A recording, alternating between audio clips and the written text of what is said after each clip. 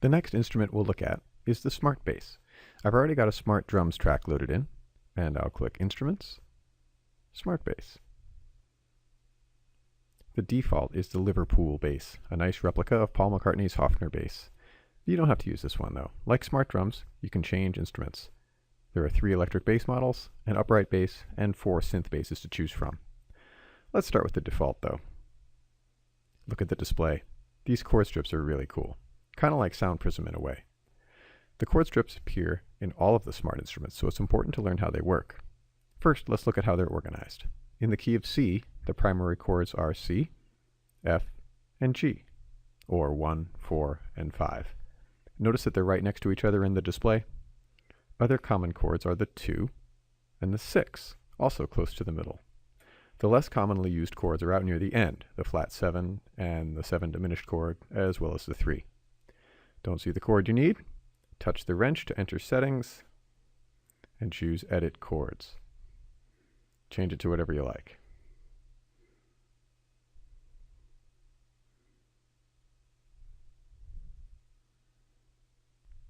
You can also change the meter, the key, and the tempo. I'm going to use the tap tempo, and I'll change the key too. Notice now that the 1, 4, and 5 chords are G, C, and D. Each chord strip gives you 4 options per chord. The bass gives you the root, the 5th, the octave, and the 3rd of each chord. They aren't always in the same place though. Depending on the key you're in, GarageBand moves these notes around a bit. Looking at the key of G now, you would expect when I tap this C that I'm going to get a C. I don't, I get a G. That's a C. And the rest of the arpeggio. The reason for this is that they're trying to make these chord strips feel a lot like a real electric bass. On a real electric bass, this note would be found in the 3rd fret on the A string, and right below it, 3rd fret on the E string, would be G.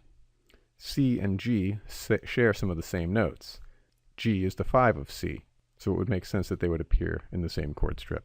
That may be a little too much detail. All you really need to know about the chord strips are that GarageBand has figured out for you, the non-bass player, what notes will work on a G chord for a bass player. These are commonly played and very acceptable notes to choose from. If I wanted to record a little something, I just tap record. Since we're on the Hofner Beetle bass, why not record a little bit of Love Me Do?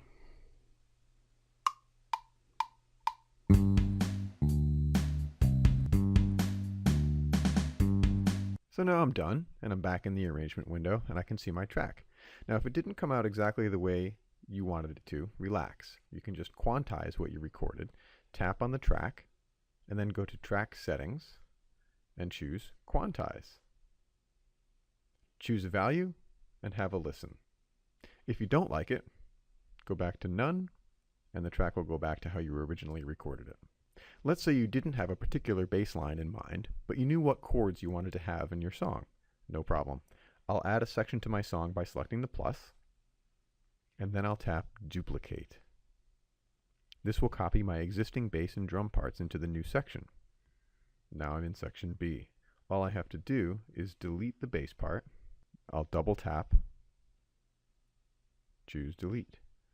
To view these sections, I'll swipe, and I'll see my A section, and then I'll swipe again, and there's my B section. My drums are preserved. Let's go back to the SmartBass and check out autoplay. I know that I'm going to go between G and C, but I'm not sure what line I want to play. So I can select one of these autoplay rhythms and tap the chord strip, and it'll start to play.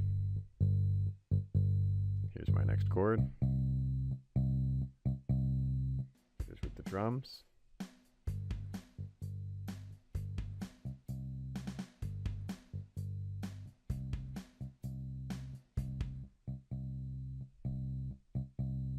Each smart instrument has its own autoplay patterns that you can choose from.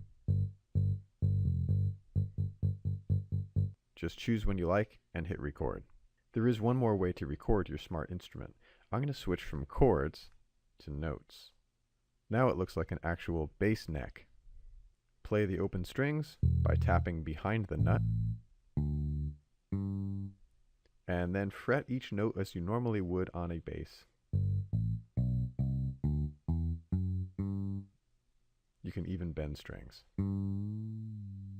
If this view is a little too complicated, tap the scale button, and you'll see that you have a selection of scales that you can grab.